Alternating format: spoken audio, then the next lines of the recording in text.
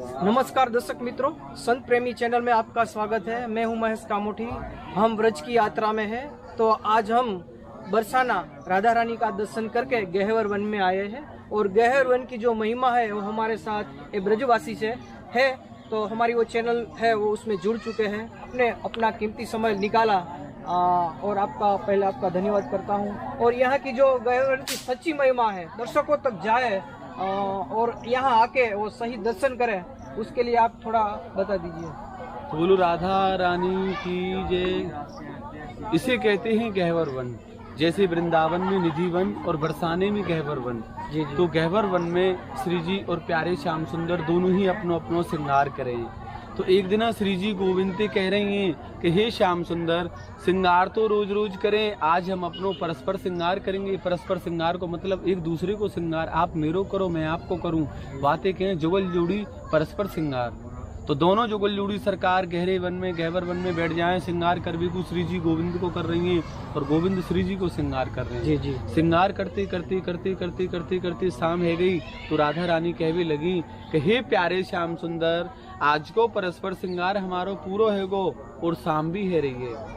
तो आज आप हमारे मुखार बिंद को वर्णन करो कि प्यारे मेरो मुख नीको कि तेरो मुख नीको।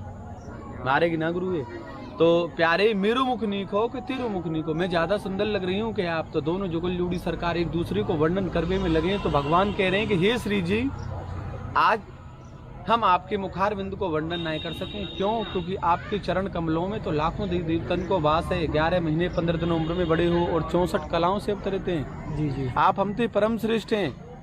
आज हम आपके मुखार बिंद को वर्णन नहीं, आपके निज चरणों को वर्णन कर सकें। तो श्री जी कह रही हैं क्यों?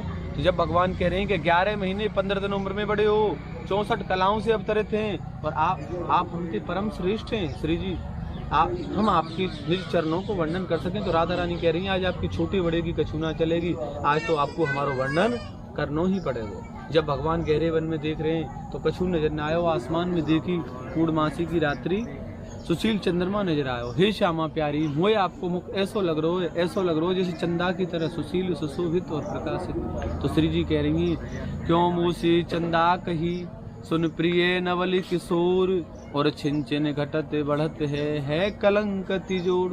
हे गोविंद, आज आपने हमारा वर्णन और कलंकित चीज से कर दियो। जाओ, आज के बाद हम आपसे बात नहीं करेंगे। और राधा रानी भगवान से मान करके रसायनु मानगढ़ पे बैठ जाती हैं। ब्रह्मा जी का मुख है सबसे पहला बरसाने में जो ब्रह्माचल पर्वत है, ब्रह्माचल पर्वत का सबसे पहला मुख है मानगढ़। तो श्री जी भगवान से नाराज है कि रसायनु मानगढ़ पे बैठ गई। तो अष्टसखी जो थी वो हमारे आप जैसी घर के कामकाज भी करके और भगवान की सेवा में आ गई।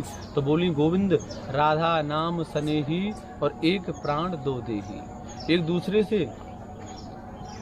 दूसरे से हम क्या कह रही हैं श्री जी? जी।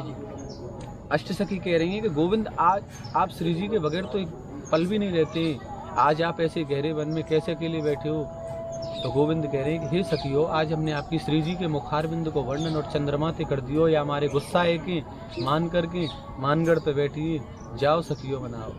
तो सखी कह रही है गोविंद हमारे बस की बात ना है, आप ते परम प्रिय तो श्री जी के कोई ना है, जब तुम ते ना मानी तो हम ते भी ना मानेंगे। भगवान कह रहे हैं चलो हम सब मिल के मनाते हैं। जाओ सखियो, श्री जी को संदेश दे दियो कि सामने वाले ब्रह्मचल पर्वत पे जैसे मोर कुटी कहते हैं, वहाँ लाखों करोड़ों मोर बड़ो सुंदर सुंदर नृत्य कर रहे हैं। तो अष्टसखी जाती हैं गहवर वन से मानगढ़ राधा रानी को बुलाने के लिए, और भगवान श्री कृष्ण सभी ब्रजवासी ब्रज जनन को और लता पतन को ले जाएंगे और मोर कुटी पर मोर बन जाए। जब मोर बन गए ठाकुर जी और अष्टसखी मानगढ़ पहुंची तो बोली कि अरे श्री जी, हम तो आपको पूरे ब्रजमंडल में खोज रहे हैं और आप यहाँ ब्रह्माचल पर्वत पे बैठी हैं। गुस्सा है कि नाराज है कि कहा बात है गई? तो श्री जी बोली कि सखियों में कबो गुस्सा कबो नाराज ना हूँ। मैं तो यह ब्रह्माचल पर्वत को पशु पक्षी लता पताओं के सौंदर्य को आनंद ले रही हूँ।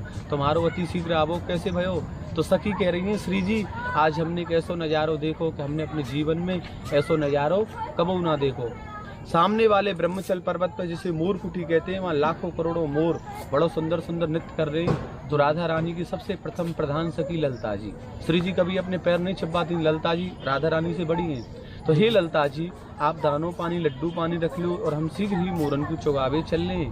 तो अष्टसखी और राधा रानी मानगढ़ से ऊपर ऊपर ऊपर ऊपर मोरकुटी आ जाती है। जब मोरकुटी आ गई तो फिर कह रही है मोरन को देख के कि अरे जित देखूं तित मोरई मोर, अरे सखियो जित देखूं तित मोरई मोर, तुम्हारो कल्याण हो, बड़े सौभाग्य हमारे कि जो हमें मोरन को नित्य के दर्शन भये। तो राधा रानी और अष्टसखी अपने हाथन से मोरन को चुगा रही हैं। चुगाते चुगाते फिर कह रही हैं कि हे सखियो, मेरे मन में एक प्राण इच्छा उदय पैदा है रही है कि एक मोर ऐसो नटखट छलिया जो झटपटते खा रो है, झटपटते पी रो और सबते उदम मचा रो है, या की छवि तो कछु प्राण प्यारे बल्लभ जू की सी लग रही है।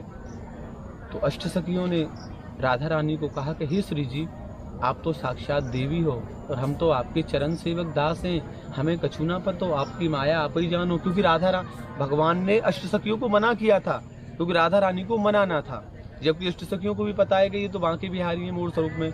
उन्होंने नहीं बताया क्योंकि भगवान ने उनको मना किया था, श्री जी को मनाना था।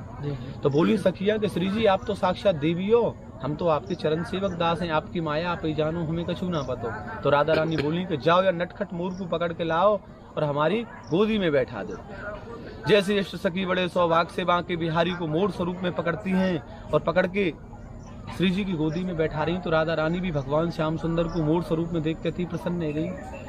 काना तू मोरा में मोरनी, चल नित्य करें दू साथ, ब्रजवासी